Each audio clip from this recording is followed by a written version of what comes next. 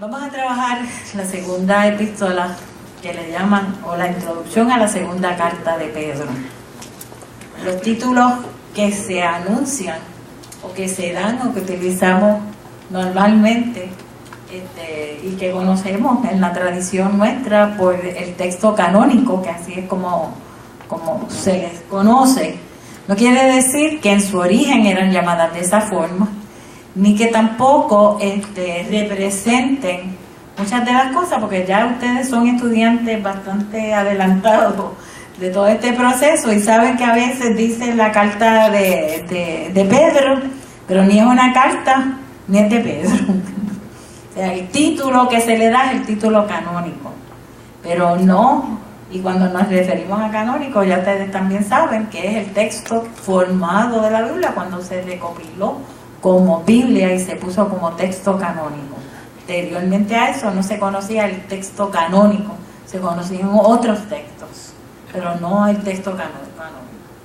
Así que un día, de hecho ya hicimos las gestiones para lograr a uno de los profesores que tiene un libro sobre ese particular, cómo se formó la Biblia, y lamentablemente no puede estar en martes porque está dando clases, pero va a estar después de diciembre.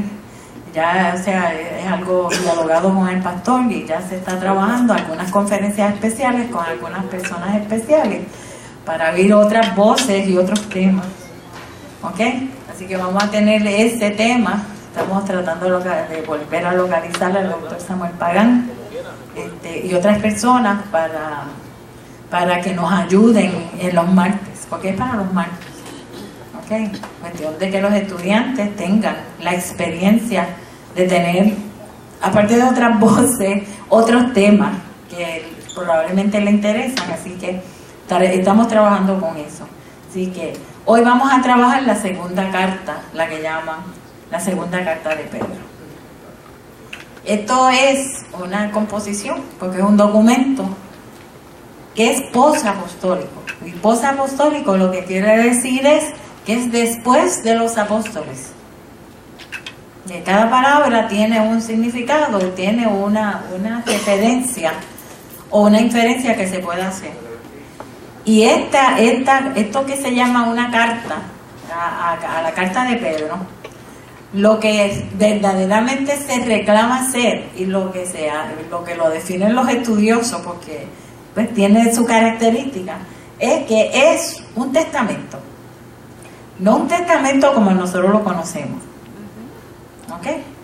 Es un testamento de despedida.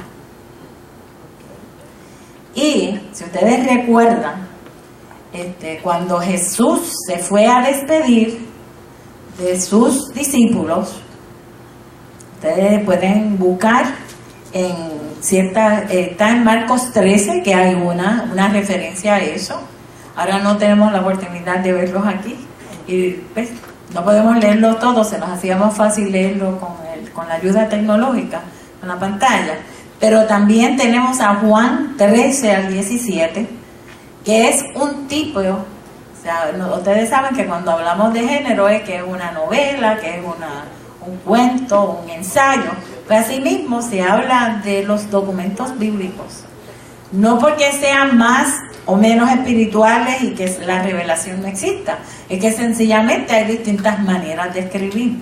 Y lo que se dice de este documento en particular es que es como un testamento de despedida. ¿Ok? Eso no quiere decir que nosotros lo vamos a percibir como un testamento jurídico de nuestro tiempo. Testamento jurídico, usted dispone quiénes son los herederos, quiénes son los testigos que comparecen al otorgamiento del testamento, o por otra parte entonces dispone de aquellos bienes y deudas que usted deje al final del camino. Pero es válido mientras usted exista, a menos que lo revoque, y se ejecuta, porque es válido todo el tiempo. Se ejecuta cuando usted muere. En el caso de este tipo de actividad o de documento, es de un testamento de despedida. O sea, es como si fuera un discurso o un mensaje que se da a los vivos de aquel que piensa que está cercana a su muerte o que ya está en las últimas y se va a despedir. Por ejemplo, una persona que tuviera 30, 40 años de ministerio y decide que se va a despedir, pues puede dejar escrito o leer su mensaje final para la congregación, por ejemplo, si es un pastor, y ese sería su testamento de despedida, ¿ok? Que proyecta, que dice. Y eso es lo que se piensa de este texto. Y lo vamos a examinar un poquito, porque quiero ir elaborando unos puntos teológicos, porque a mí yo le voy a seguir diciendo testamento. Usted felizmente le puede llamar la carta. No hay ninguna controversia en eso. Porque al parecer se estima que puede ser una carta porque contiene un saludo, pero ese saludo, que es normal en los testamentos de despedida, como está por escrito, pues había que saludar a alguien. Si hubiese sido un testamento oral, como el que dejó el Señor a sus discípulos, ¿qué es lo que le dice? Como es un testamento de despedida, le estoy dejando. ¿Qué es lo que el Señor, entre otras cosas, dice? Pues Él ora, cuando Jesús está orando, entre esos capítulos que ya le mencioné de Juan, del 13 al 17, que dice: Señor, están en el mundo, yo les he acompañado, pero ahora te los entrego. Ahora, de la gloria que me diste, yo les he dado. Y empieza entonces a hacer sus últimos señalamientos. Y es una belleza, porque es como si una persona cuando se está muriendo, pues empieza a decir: mira, tráeme a fulano de tal. Esto es este tipo de carta. Lo que a mí me llama la atención en particular de este testamento, como yo prefiero llamarle, es la profundidad y la sencillez que aparenta tener, pero que es bien profundo lo que dice en 3 capítulos. Bien sencillo, pero bien profundo, porque tiene unos puntos teológicos con mayor profundidad, pero que van directo a la vida práctica de todos los creyentes, no de algunos, no para darle instrucciones. Por ejemplo, en el caso de la primera carta de Pedro, que está lo que se llama el código doméstico. Código doméstico es: las mujeres se someten a los maridos. Ya ahí me protestó. O sea, eso es lo que se llama los códigos domésticos. Exacto. En esta carta no hay un código doméstico que diga los hombres amen a sus esposas, ¿ok?, como el Señor amó a la iglesia. Esto está dirigido a todos los creyentes, sean jóvenes, sean solteros, sean casados, sean blancos, sean negros, sean palestinos, sean judíos, sean helenos. A todos los creyentes de ese tiempo se le escribe este testamento. Por lo tanto, no vamos a encontrar instrucciones como las que encontramos en la primera, que son exhortaciones específicas a personas específicas o a relaciones específicas. Porque empieza con el esposo y la esposa, pues ahí se establece un vínculo de relación. Para mí, lo que hace este testamento es establecer un vínculo entre lo divino y lo humano, pero entre la experiencia y la vivencia, ¿ok? Que es tan importante, y lo vamos a ver a través del capítulo 1. Es una composición que va a tratar de resolver 2 problemas principales. Uno, ustedes saben, y ya lo han visto en Primera de Pedro también, una vez está la resurrección del Señor y el Señor resucita, tiene la experiencia con todas las personas con que se dio a conocer, se dio a ver, mujeres, hombres. Sucede entonces la experiencia de la primera iglesia, de las comunidades de fe que se puedan organizar después de la resurrección, porque ya había grupos organizados que eran discípulos del Señor. Llamamos discípulos de Cristo a los 12, pero había otras personas que seguían a Jesús y ya estaban formándose unas comunidades. Pero después de la experiencia de ver partir a Jesús y de la experiencia además, no solamente de verlo partir, sino que empieza la iglesia a formarse, pero a medida que van pasando los años, ¿qué es lo que pasa? Los apóstoles se van muriendo. O sea, aquella generación que eran testigos, que vieron, que tuvieron la experiencia de contacto con Jesús, que tuvieron la experiencia de saber qué era lo que le había pasado a Jesús, dónde Jesús había comido, dónde se había bañado, dónde había hecho muchas de sus actividades normales y corrientes, que si se había montado en la barca para dar una predicación, que si había subido a un monte a enseñar, que se había parado en casa de alguien para sanar a un enfermo. Esas experiencias que motivaban a seguir a Jesús. En el caso de al paso de los años, ¿qué es lo que sucede? Pues mira, las personas se van muriendo.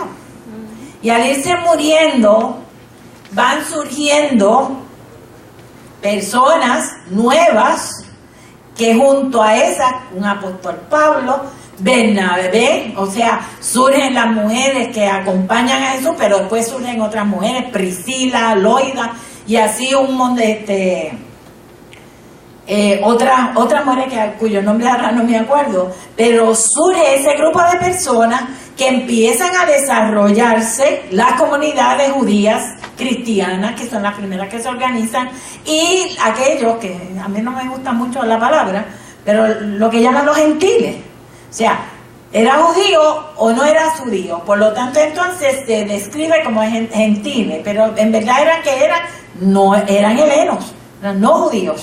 Podían ser de distintos grupos porque el imperio reunía a gente de Asia Menor, había de distintas etnias.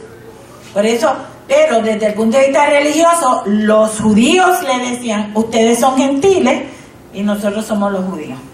Porque esto está escrito en muchas ocasiones desde una perspectiva judía. Pero no quiere decir que eran gentiles porque eran malos, sinvergüenza, era porque no pertenecían a la mismo factor, o no tenían en común el mismo factor religioso.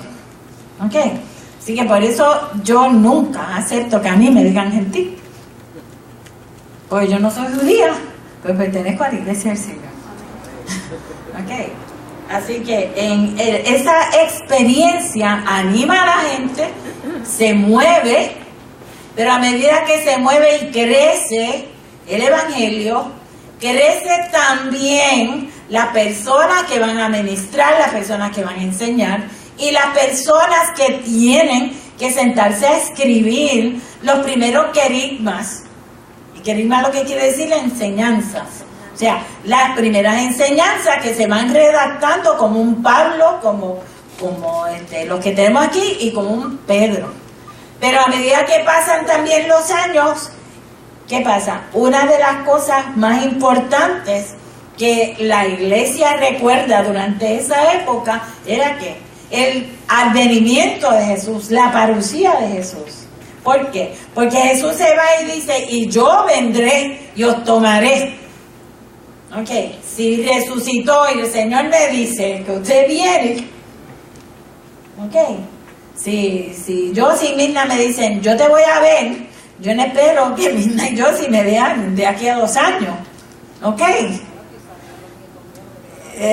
porque entonces quizás los nietos de ella son los que me van a ver, o sea, resulta que si Mirna o yo si me dicen te voy a ver, pues yo lo que espero es que haya una proximidad, que no sea hoy o que no sea mañana, pero que no me vengan a ver con los nietos, ¿ok?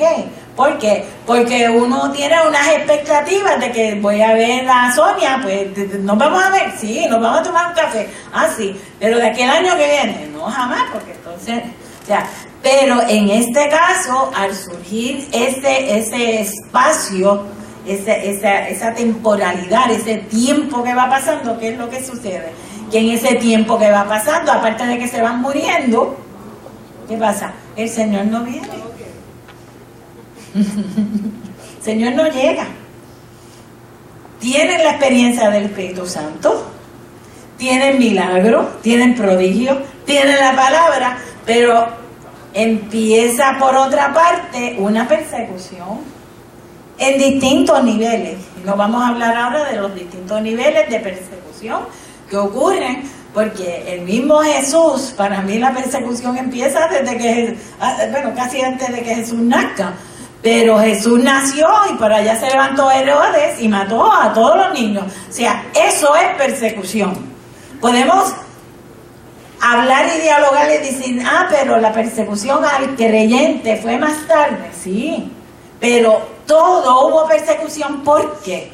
Porque la persecución principal es la discusión que los creyentes, desde Jesús, no le rinden honra al César.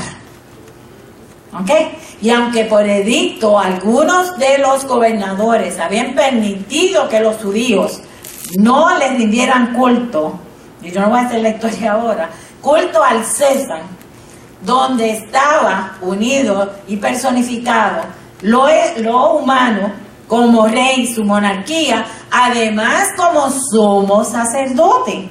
Así que en eso se reunía como sumo sacerdote en el César, y lo que motivó esencialmente una persecución es porque reñía los principios con lo que estaba establecido por el Imperio Romano. Entonces eran políticos, eran malos, había que perseguirlos, había que culparlos. Nerón entonces posteriormente los culpa de la masacre y del incendio de Jerusalén, y así sucesivamente se va transmitiendo y se va ejecutando una persecución.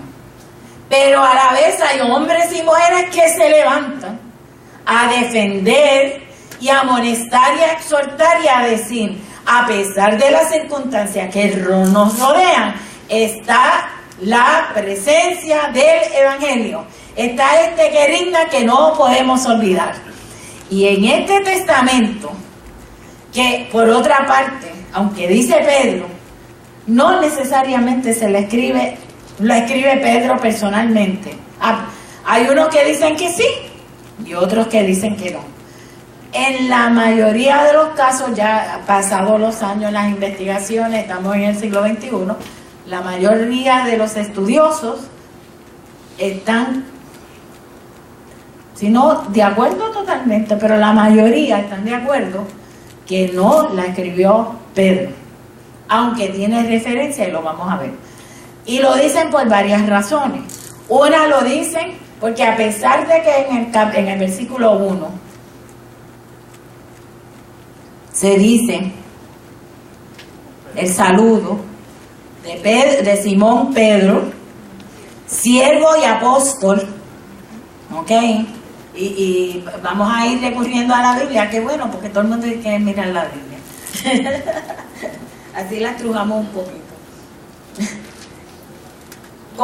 Con ese saludo, pues usted pensaría, no, inequívocamente, es Simón y Pedro. Simón, el nombre heleno, y Pedro, el nombre hebreo. ¿Ok? Así que Petra. ¿Ok? ¿Perdón? Sí, piedra, roca. ¿Ok? Así que en términos de los nombres, usted se vería, eso sin duda.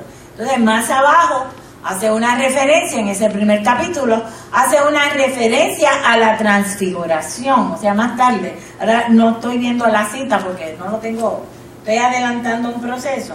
Pero a pesar de ese saludo y a pesar de que se hace, yo tengo algunos textos aquí colocados, dice Simón Pedro, siervo y apóstol de Jesucristo, a lo que habéis alcanzado por la justicia de nuestro Dios y Salvador Jesucristo, una fe igualmente preciosa que la nuestra. Yo estoy usando la versión del 60. Gracia y paz os sean multiplicadas en el conocimiento de Dios y de nuestro Señor Jesucristo. Ese saludo parece tan sencillo y es tan dramático en su exposición. ¿Por qué? Porque está destinada, esto está escrito para personas que ya están en el Evangelio. ¿Ok? A veces hay escritos textos que están dirigidos a personas en el Evangelio, pero a un grupo en particular. Pero aquí dice, a los que habéis alcanzado, a los que ya tienen la justicia de nuestro Dios y Salvador Jesucristo, una fe igualmente preciosa que la nuestra. O sea, que juntos, pero no revueltos, como decía el hermano, juntos tenían una medida de fe que los unía. ¿Ok? Y era la fe igualmente preciosa de aquellos que originalmente tenían. Ustedes a veces no tienen la experiencia, y la han tenido, aquellas personas que cuando usted vino al Señor, usted estaba en esa inspiración, esa devoción, y a medida que fueron pasando los años, como que esa motivación le fue cambiando, pasó la nube rosada, como dice él. O sea, pasan unas cosas que no es que usted perdió, como dice el texto, usted perdió el primer amor porque dejó de hacer. Es que las circunstancias a veces cambian, como cambian los matrimonios, cambian los hijos, cambian las hijas, cambia todo.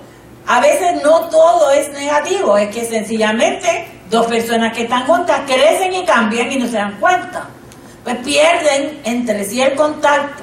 Pero si usted mantiene el contacto, y a veces así pasa con los creyentes, que a veces tenemos experiencias no gratas con cualquier persona en el camino, y ya se nos enfrió el corazón, y el corazón enfriado, entonces ya no sirve.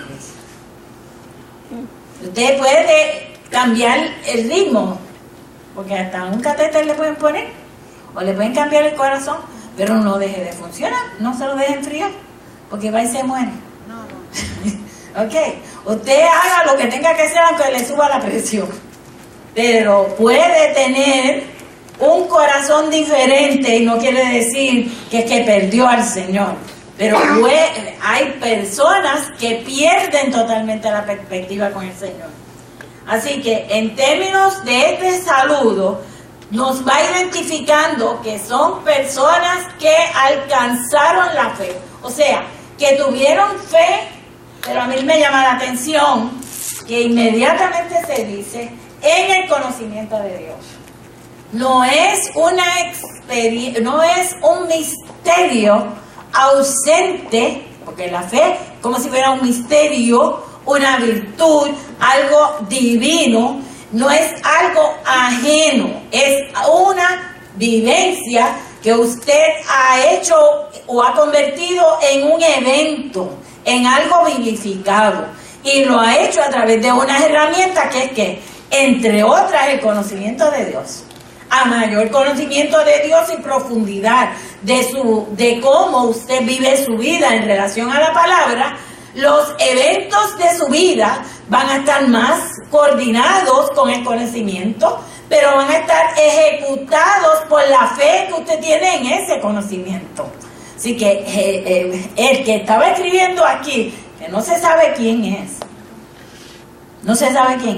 estaba consciente de que la fe estaba actuada en el conocimiento de Dios, que usted actúa, tiene fe, establece que una relación entre lo divino y lo humano, pero no se queda ahí porque adquiere un conocimiento que se traduce en un evento,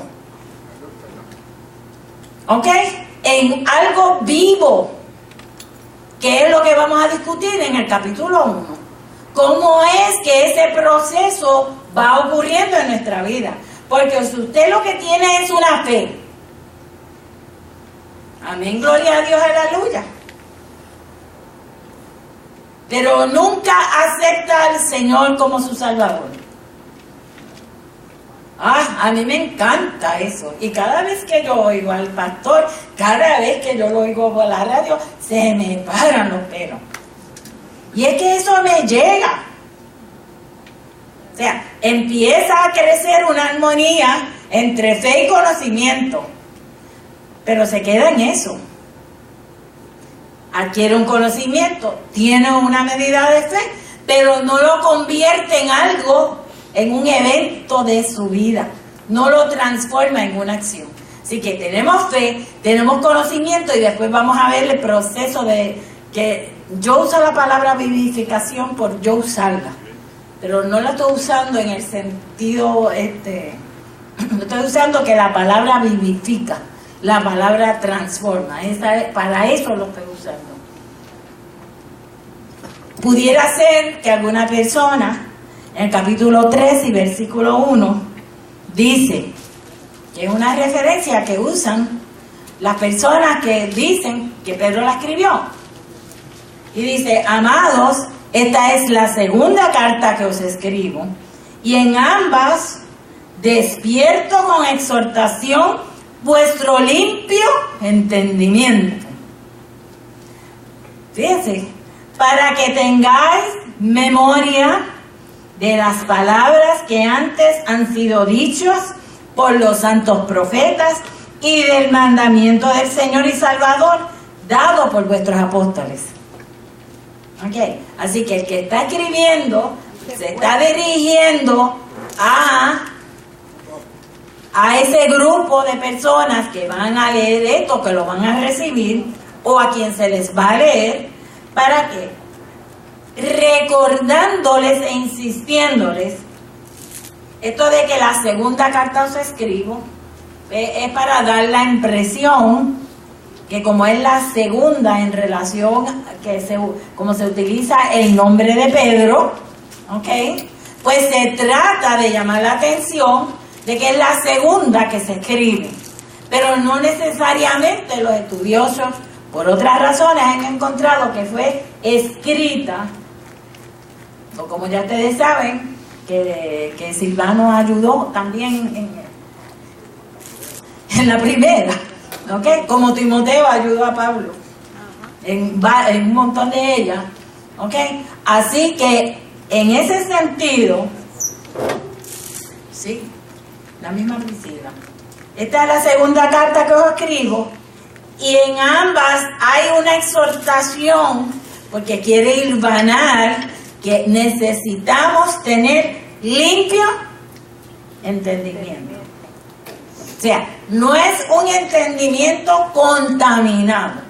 Y esta palabra es bien importante porque vamos a ver a través de los 3 capítulos, y no los vamos a poder coger hoy, obviamente, es que los 2 temas principales que ataca o quiere describir o exhortar sobre ese asunto, la persona que escribe, que dice, como tengo un problema con este grupo de creyentes que conocen, que tienen la fe, que han tenido la experiencia de conocer el testimonio que le hemos referido de los santos profetas de tiempo atrás, y no solamente de los profetas, sino el mandamiento del mismo Señor, y encima de eso a los apóstoles que me han enseñado, ¿ok? Así que en ese sentido quiero volver a traer a la memoria, porque los 2 temas principales que va a decir: no permitan que falsos profetas vengan a decirle cosas extrañas, cosas que no son parte de la enseñanza que le hemos dado y le hemos ofrecido. ¿Por qué? Porque a medida, y que la segunda brazo o segundo tema es que no se olviden de que de seguir viviendo porque el Señor no haya venido. ¿Ok? Y va a dar una exhortación adicional sobre vamos a mantener la memoria de ese advenimiento del Señor. O sea, por un lado nos está exhortando a que tengamos firme unas enseñanzas en este tiempo, y por otra parte, que nos como que haya una extrapolación de esperanza y de continuidad, que lo que el Señor prometió lo ha de cumplir a pesar del tiempo. Imagínense si aquellos estaban protestando en el primer siglo, ya nosotros estamos en el siglo XXI, nosotros no estaríamos aquí protestando solamente y faltándole al Señor. Señor, ¿por qué tú venías? Si tú dijiste que venías en siglo XXI y no ha venido. ¿Ok? Si viene mañana, si viene pasado, a mí personalmente, y ahora no digan Diego, entonces, como dicen, a mí realmente me tiene sin cuidado si viene mañana, o viene de aquí a un año, o viene de aquí a 1000 años, cronos. Primero, en 1000 años yo no voy a estar, me quedan mucho menos que eso. Okay. Pues ya he adelantado bastante la cuenta, así que pero soy de las primeros que me voy si estoy muertita, como dice el hermano. Me adelanto en la primera resurrección, como dicen por ahí. Pero entonces, ¿qué importa si lo más importante para nuestra vida es mantener la vivificación de la palabra en nuestras vidas diariamente y transformar ese evento en una transformación social, en una transformación política, en una transformación de circunstancias, que era lo que verdaderamente el escritor y lo que podemos pastoralmente llevar, que el mensaje es tan pertinente a nuestro tiempo, donde estamos en unas cuestiones políticas a veces que uno no sabe. Yo ya decidí que no iba a escuchar a nadie, ¿ok? Porque no escucho lo que me dice, porque lo que hacen no me deja. Otro, porque están peleándose entre cosas, y la discusión de los asuntos principales de verdad que nos afectan, están todos escondidos. O sea, nadie quiere hablar sobre nada. Y no me refiero a uno ni dos. Muchas veces usted no puede escuchar al político que dice, porque hay que escucharlo más por lo que no dice que por lo que dice. Porque lo que no dice es lo que está verdaderamente oculto y están haciendo por otro lado. Así que en esa movilidad política y en esa creencia de que el Estado nos iba a proveer todo y que iba a ser nuestra salvación del siglo XX y del siglo XXI, eso ya se ha dado al traste. ¿Ok? Y que con tener dinero, tener casa, tener vivienda, tenerlo todo, nos iba a ayudar a fortalecer a nuestra familia, porque íbamos a tener grandes cosas, íbamos a tener un sitio donde recostarnos, aire acondicionado. Eso también se trastocó, porque si pierdes tu casa y pierdes todo lo demás, el techo en que vivas, ese es tu hogar, no importa lo que sea hasta debajo del puente. Y aquí hay personas que han hablado y han dado testimonio que debajo de un puente se han encontrado con el Señor. ¿Ok? Y que debajo de esa desesperación han encontrado al Señor y sus vidas han sido transformadas. No porque el Estado o las organizaciones han venido a darle un plato de comida, que ustedes saben que nosotros aquí lo servimos, porque le servimos a los deambulantes a través del grupo de mujeres y de hombres que cooperan y ayudan un montón en eso. ¿Y qué? Porque es importante, porque el Señor dice que si le diste un vaso de agua fría a alguien, a mí me lo diste. Ok, eso no quiere, yo no estoy diciendo, eso no importa. Ok, hay que darlo, porque eso cuenta también. Pero la realidad es que el evento del entendimiento de la palabra, convertirlo en una realidad para tu vida y las personas que te rodean, ¿ok? Eso es lo importante. Y por eso este escritor va diciendo en el versículo 12, por esto, en 1:12, por esto yo no dejaré de recordaros siempre estas cosas, aunque vosotros las sepáis y estéis confirmados en la verdad presente. Pues tengo por justo, en tanto que estoy en este cuerpo, el despertaros con amonestación, sabiendo que en breve debo abandonar el cuerpo. Por eso es que se dice que es un testamento de despedida, como nuestro Señor Jesucristo me ha declarado. También yo procuraré con diligencia que después de mi partida vosotros podáis en todo momento tener memoria de estas cosas. O sea, que no estoy escribiendo para un momento, sino que estoy sembrando en ti para que tú le recuerdes a otro. Exacto.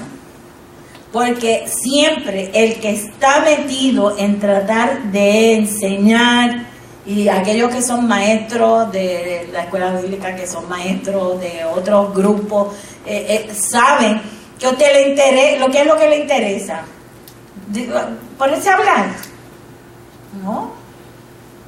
Porque no vamos a dar una prueba, ¿ok?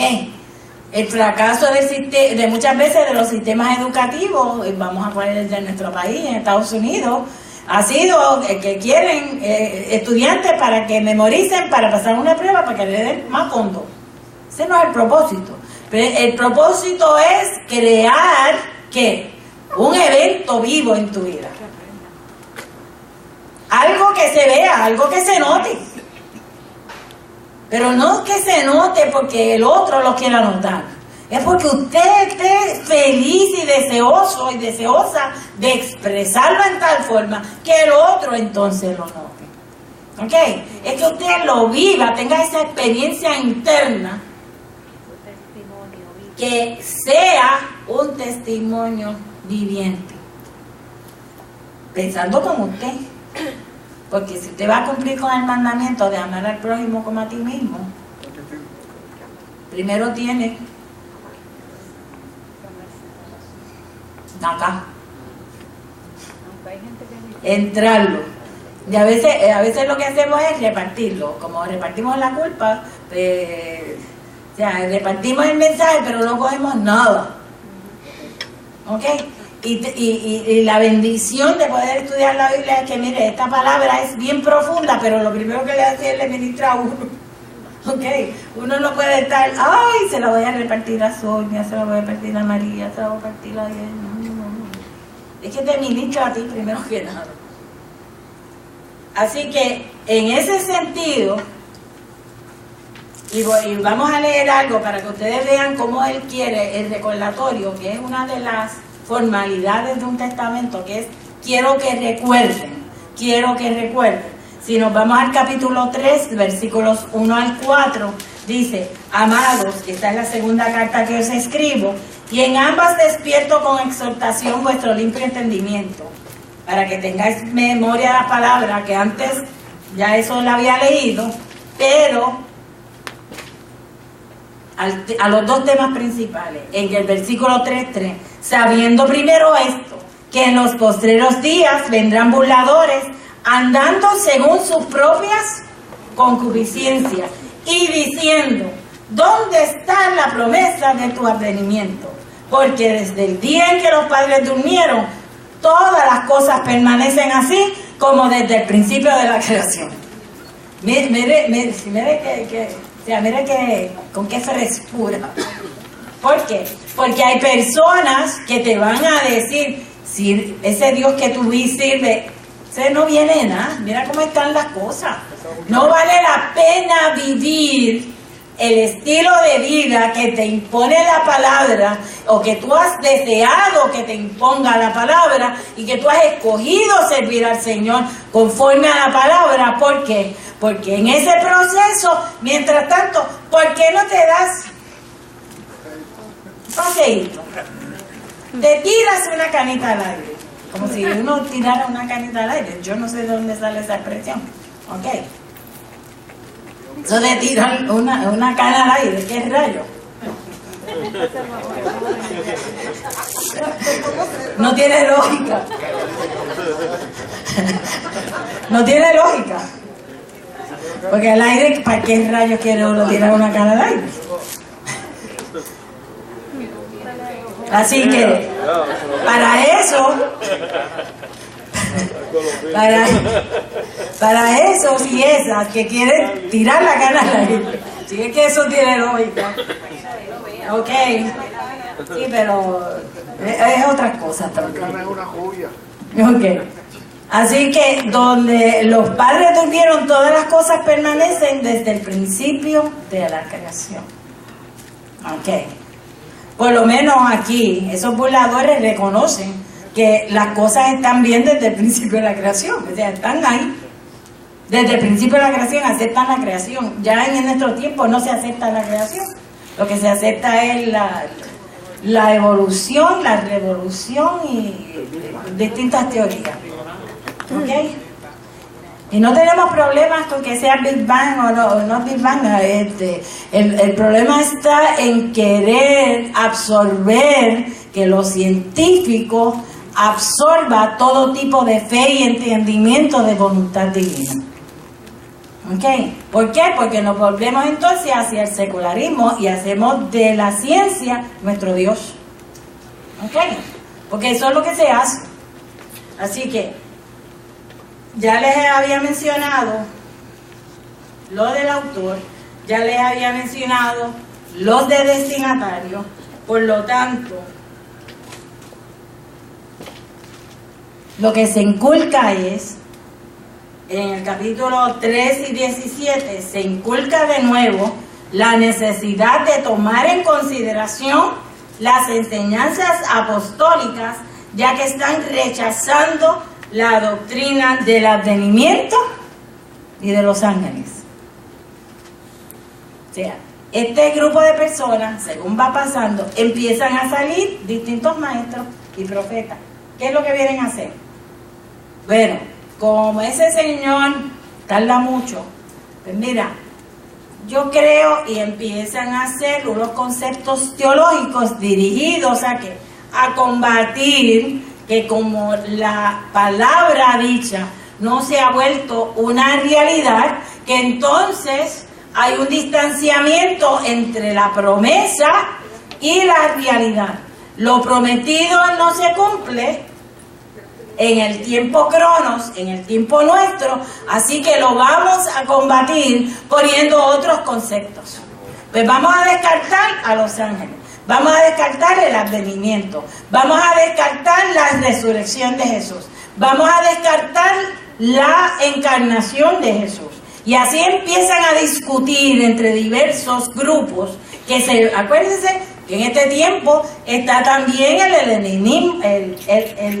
helenismo griego, la discusión filosófica, o sea, que se destaca en conceptos que tienden y no es que uno esté en contra de filosofar, hay que filosofar también. Hay que crear conceptos. O sea, usted tiene que ser un pensante crítico. Porque aquí yo no me puedo parar y pensar que ustedes van a aceptar todo lo que yo digo porque Rebeca lo dijo, no. Ustedes tienen que tener un pensamiento crítico frente a lo que se dice. ¿Ok? Por lo tanto, en ese tipo de grupo que se van añadiendo, el maestro o la maestra, ¿qué es lo que va a decir? Vamos a volver a recoger el principio básico y lo vamos a ver en el capítulo 1. ¿Ok? Y miren lo que dice, por lo menos estas partes las copié. Capítulo 1, versículo 3. Miren qué tremendo, a mí me fascina esto. Dice, como todas las cosas que pertenecen a la vida y a la piedad. Mira qué estructuración hermosa. Ok. Todas las cosas que pertenecen a la vida. Le está hablando a seres humanos. Y a la piedad nos han sido dadas por su divino poder. Lo que usted tiene, lo tiene porque lo da Dios.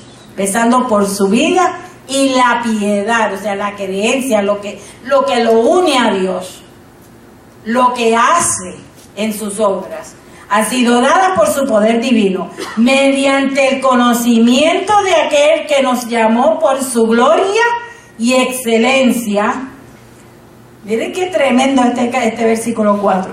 Por medio de los cuales nos ha dado preciosas y grandísimas promesas, para que por ellas llegases a ser participantes de la naturaleza divina. Wow. Con eso, aquí no hay excusa para pecar. Le puede gustar.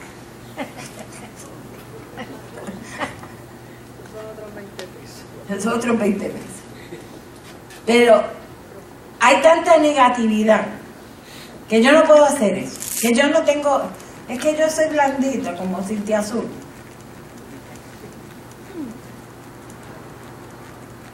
Todo lo que... O sea, nosotros como seres humanos estamos capacitados por Dios para tener una vida de piedad. Dios no nos tiró al mundo para ser criminales, para ser corruptos, para ser mentirosos, para abusar física, emocional y sexualmente uno de los otros. ¿Ok? ¿Ok? El Señor no nos creó para eso. ¿Ok? Porque nos creó con su imagen. Pero estamos mirando el Nuevo Testamento. ¿Ok? No estamos mirando la vieja criatura edénica. Estamos mirando al creyente que tomó la decisión de aceptar al Señor, de aceptar el estilo de vida de Dios en su vida y que ya tomó esa decisión. Pero que todos venimos capacitados, porque es como eso de que hay gente destinada para el infierno. Mire, entonces el sacrificio del Señor sería inútil, invalidado, no sirve. Porque si vino para unos sí, para otros no, ¿cuál es el propósito? Ok, ¿qué discrimen? Es la palabra que nosotros utilizaríamos en el siglo XXI. Yo no sé quién se atrevería a llevarle una demanda entonces para decirle al Señor, por mí tú no viniste, porque me hiciste criminal. Y yo estoy determinado y determinada a seguir siendo una vida corrupta, una vida, porque siempre pensamos que los pecados peores son los sexuales, y miren que algunos son bien malos, pero...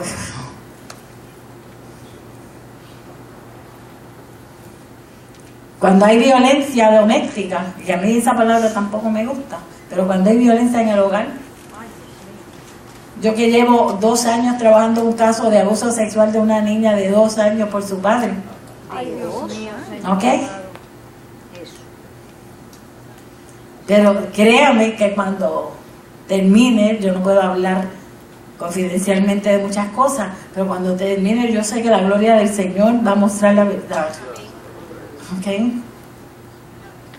Esto, o sea, no puede ser que personas conscientes, con capacidad para tener piedad, que estén aborreciéndonos unos a los otros, que estemos engañándonos unos a los otros. Y entonces encima le echamos la culpa, gracias hermano, encima le echamos la culpa al diablo. O sea, como hay que repartir culpa, vamos a repartirse entonces también al diablo. ¿Entiendes? Y no es que yo no crea que el diablo tiene, está por ahí rondando, pero dice la palabra, resistir al diablo y él huirá de vosotros.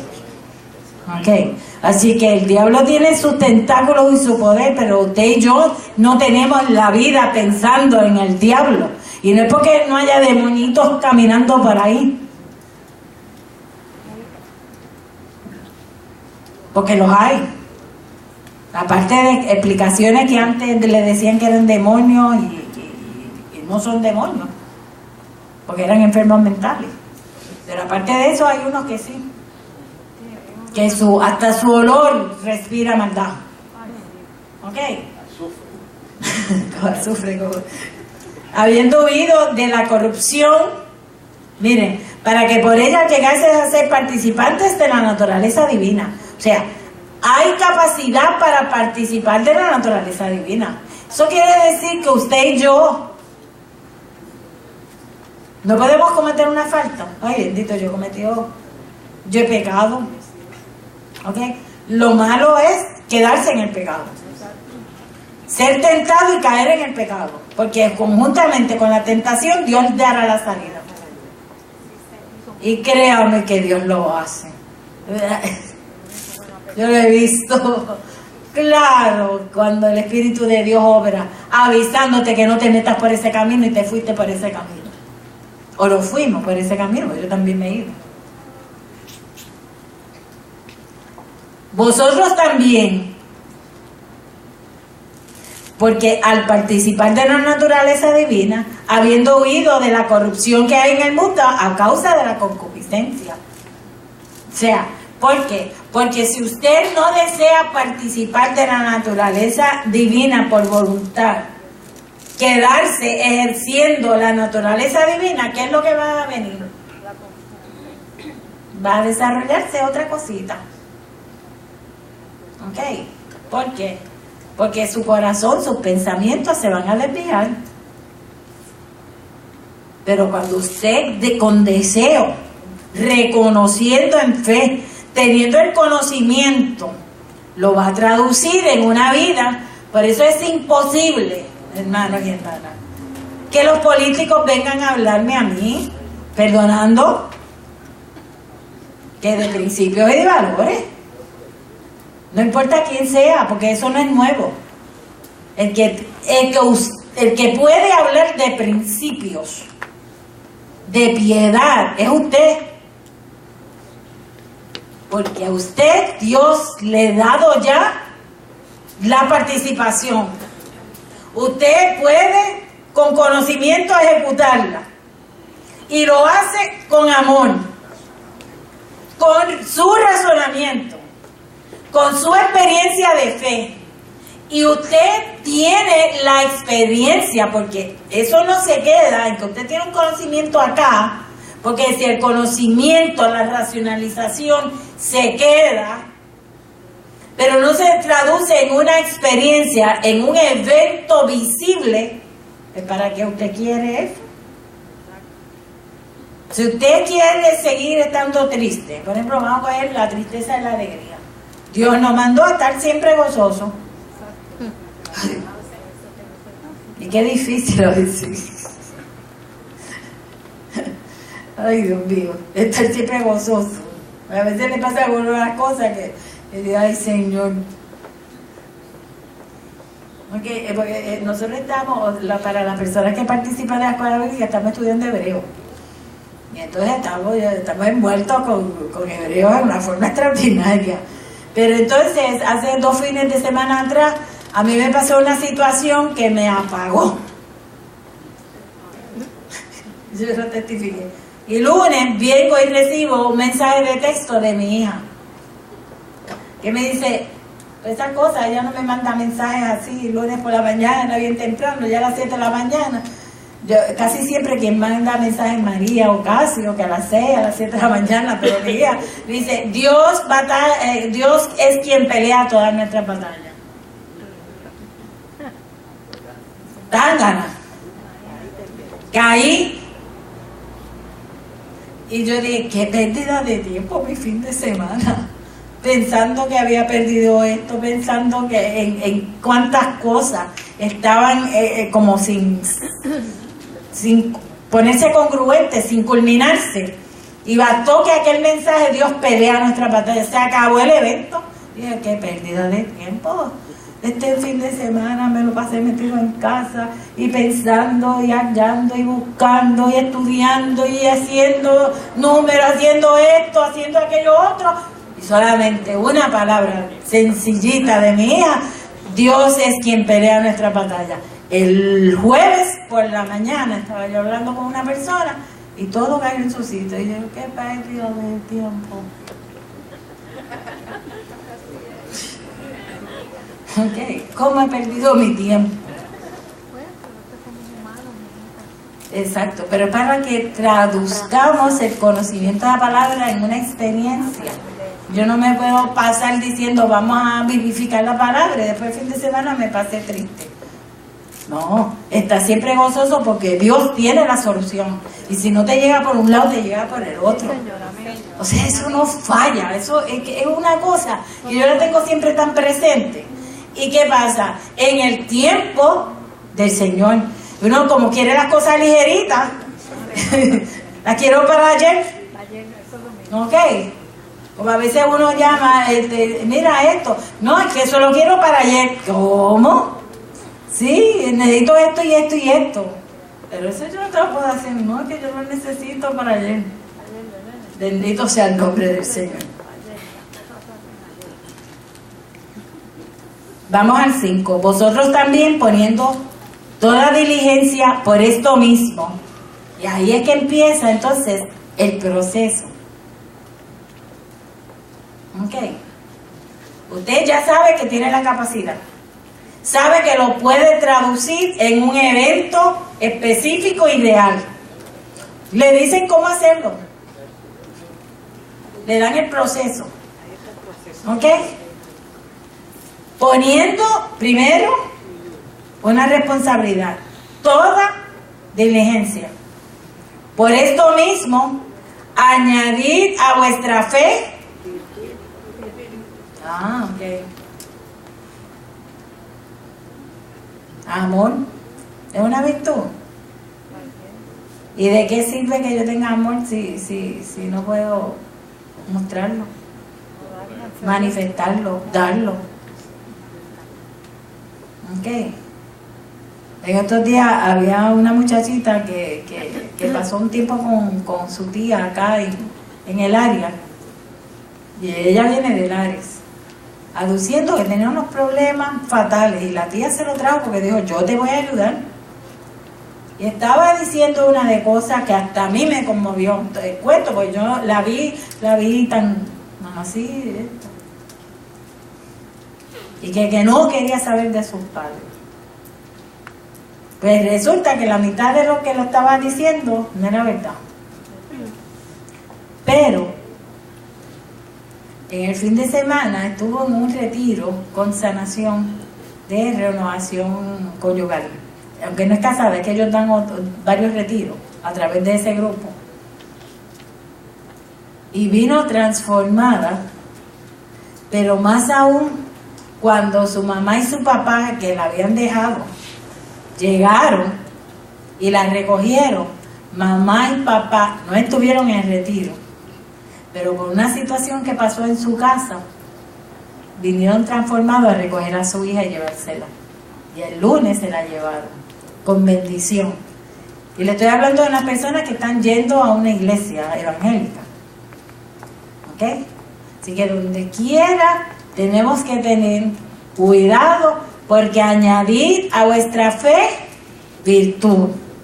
Yo siempre digo que mis hijas me enseñaron a ser mamá. Y lo bueno y malo que tienen, me lo deben a mí, porque yo no sabía cómo hacerlo. Así que, a la virtud. O sea, que una fe sin obra no sirve, pero sin conocimiento tampoco. Una vez usted conoce, dicen que la ignorancia de la ley no excusa de su cumplimiento. Okay. Si eso es el derecho humano, ¿cómo será cuando usted conoce y sabe lo que tiene que hacer en el momento que lo tiene que hacer? A la virtud, conocimiento. Al conocimiento. Esto sí que y yo que soy colérica más. Difícil. ¿Ok? Yo no sé si yo les conté algo que me pasó a mí varios años atrás, como 2 o 3 años atrás, que yo tenía un caso que bien importante, y lo más importante era que me iba a dejar chavo. Pero yo sentí literalmente una voz, o sea, no es que la voz sea literal, es que lo sentí. mis clientes están en Cleveland y yo sentí que no los mandara a buscar para el juicio. Yo creo que esto yo lo he contado 2 o 3 veces. Que no los mandara a buscar para el juicio porque el caso se iba a transar. Así que cuando me llamaron 2 días antes, véngase, bueno, que nos hemos sacado los pasajes, ¿cuándo nos tenemos que ir? No se preocupen que esto se va a transar, les digo yo. Llegó el día del juicio y lo primero que hace la juez allí en Cabo, me dice, ¿dónde están sus clientes? Y yo digo, en Cleveland. Dice, pero usted sabe que empieza juicio hoy, ¿verdad? Y yo, bueno, sí, lo sabemos, pero está en Cleveland. Y yo no había, y esto lo digo bajo el entendimiento de que, o sea, si pienso el caso, rompimiento de ética de cada profesional, y me van a decir loca, y lo que están oyendo también, ¿cómo tú te atreves a hacer una cosa así? ¿Ok? Con acuerdo y con preacuerdo es un rompimiento al canon de ética que no olvídese de eso. O sea, no hay forma. Cuando llegue, que estamos ya en el día del juicio, y entonces hicieron unos planteamientos, vuestro honor, es que ya esa parte ya se resolvió, que es determinar la negligencia, porque la parte aceptó. ¿Ok? Aquí lo que hay es que determinar cuáles son los daños. Y me dice, pues mañana la quiero aquí con sus clientes y con sus peritos. Tenía 3 peritos. Y a ninguno los había citado.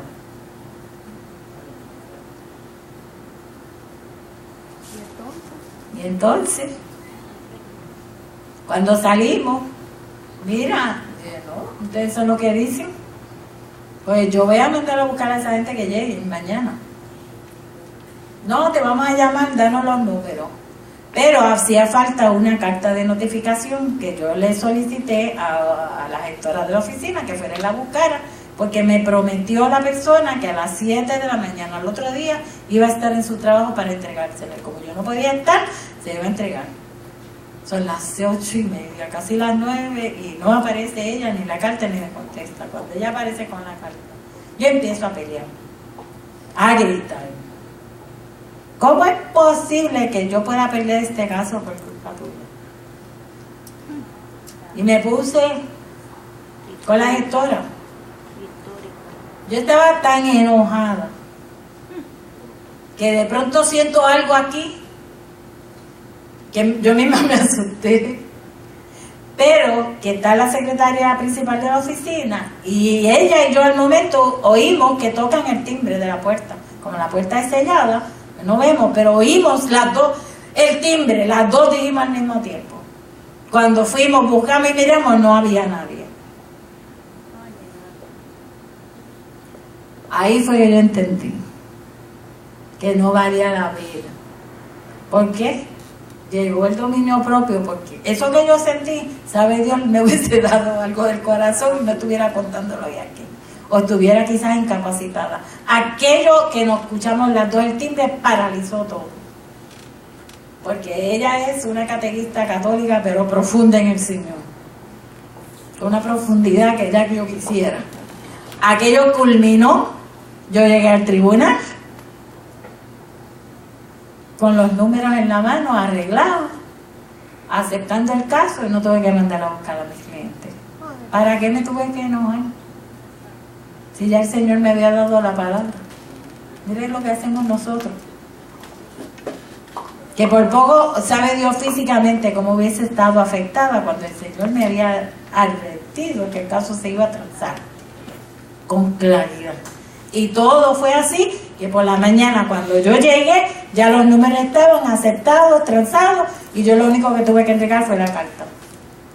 Y además habían otros casos en sala que me atendieron más tarde, que no tuve ni que pedir excusa. O sea, el Señor lo tiene todo en sus manos. ¿Ok? Todo eso, hermano. Empezando por usted y por mí. Así que cuando estamos con las herramientas del Espíritu, ¿para qué preocuparnos? ¿Para qué? Tenemos que ocuparnos. Pero ¿para qué me tengo que preocupar si ya el Señor dio su palabra por el Espíritu de que iba a hacer todo? Que iba a estar contigo hasta el fin del mundo. ¿Por qué nos sentimos tan solos y tan solas a veces? ¿Ok? ¿Por qué a veces caemos en esas tristezas tan profundas que no vale la pena? ¿Por qué estimamos que no podemos lograr nuestras metas si el Señor te ha dado vida todavía para que las consigas? Después que estés acostadito y muertito, ya eso se acabó. No hay metas ni objetivos que conseguir. ¿Ok? ¿Cuántas cosas ha hecho el Señor en los últimos tiempos por mí? Y cada vez me abre más puertas para todo lo que yo he anhelado en mi vida. Y para los últimos, yo digo los últimos sueños, no porque sean los últimos, pero para hacer y realizar, y es como si Dios me lo estuviera poniendo así, en el camino, sin yo darme cuenta. ¿Ok? Bendito sea el nombre del Señor Jesús. Al dominio propio, unos tenemos más, unos tenemos menos. ¿Ok? ¿Por qué la paciencia? Es que tenemos que ser lentos, pasivos, porque a veces entendemos que el ser pasivo es el paciente. ¿Ok? Hay pacientes, hay personas que son pacientes, pero son activas, que no quiere decir que porque... No. Admisión de parte, relevo de prueba. A la paciencia. Así que usted puede ser más paciente que yo y no tener piedad con la paciencia que tiene. Ok, así que es un proceso que le vamos añadiendo. Quiere decir que si le tenemos que añadir es porque no necesariamente lo tenemos. Ni todo. ¿Ok? Es que es un proceso que usted se va mejorando, se va poniendo mejor y se va añejando como el vino. ¿Ok? A la piedad. Afecto fraternal. Aunque a veces seamos difíciles de tener. Porque a uno se le hace difícil querer a algunas personas. Sí, no todas son fáciles. Y al afecto fraternal. Así que el sello final de todo eso es que si usted está en el proceso de participar de la naturaleza divina, le puso el sellito del amor. Amor y del bueno. Y del, como dicen en mi barrio, del largo. Ok, bueno de verdad, sustancioso. ¿Por qué? Porque en ese proceso es que usted logra hacer un evento. Y yo digo evento porque es que se ve. Si usted empieza a tratar de ser paciente sin fe, no va a llegar al proceso completo. Si no tiene conocimiento, no va a completarlo. O sea, que es un proceso que usted le sigue. Es como si usted tuviera un vaso que le sigue añadiendo. No sé, de esas personas que hacen las batidas, que le ponen lechecita, le echan la miel, le echan el guineíto, le echan la fresa, y hay un cóctel riquísimo de fruta, ¿verdad que sí? Usted hace un batido exquisito, o lo hace de vegetales también, porque riquísimos que son también. Usted le añadió esto, le añadió aquello, le añadió esto, eso es lo que usted hace con este capítulo. Le va poniendo, lo va sazonando su vida personal. ¿Para qué? Porque al salir el amor con todo ese proceso que usted ha hecho, que antes estaríamos todos aquí en Ósculo Santo, peaches and cream. Ok. Pero mientras estamos en el proceso, ¿nos vamos a dar de codo? No. Porque uno a los otros, que es lo que hace la Biblia, que uno a los otros, que nos ayudemos. ¿Por qué? Porque si usted y yo tenemos el concepto teológico de que formamos el cuerpo de Cristo, cada uno añade su función y a la vez va cogiendo de qué. Porque si usted es sangre, va pasando a través de la sangre el dominio. Si pasa por el cerebro, pues coge un poquito de conocimiento. Si pasó por sus manos, un poquito de acción. Si pasó por sus pies, un poquito de caminar. O sea, que es un proceso que va ocurriendo para usted poderlo transformar en una realidad en el Señor. ¿Ok? Yo lo voy a dejar ahí porque son las 15. Pero vamos a leer antes el 1:8. Porque si esas cosas están en vosotros, si abundan, mire qué tremendo resultado. No os dejarán estar ociosos ni sin fruto en cuanto al conocimiento de nuestro Señor Jesucristo. Pero el que no tiene estas cosas tiene la vista muy corta. Sí, porque a veces suena como feíto, ¿verdad? Para las personas que no les gustan que la cosa sea feíta. Es ciego, habiendo olvidado la purificación de sus antiguos pecados. ¿Ok? Por lo cual, hermanos, tanto más procurar hacer firme vuestra vocación y elección. Haciendo estas cosas, no caeréis jamás. Porque, mire qué precioso, porque de esta manera os será otorgada amplia y generosa entrada en el reino eterno de nuestro Señor y Salvador Jesucristo. Santo. Mire qué resultado. Mire qué bonito. Si hay alguna persona que quisiera hacer un comentario, tiene 5 minutos para entonces algún hermano, alguna hermana que quiera hacer un comentario.